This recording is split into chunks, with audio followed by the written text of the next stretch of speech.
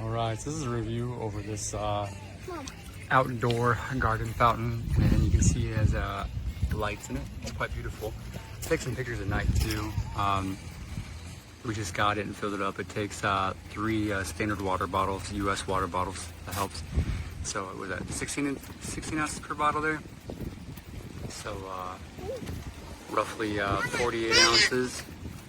It is approximately 16 inches tall, 10 inches, I think 10 1/4 inches long, and about 6 inches wide.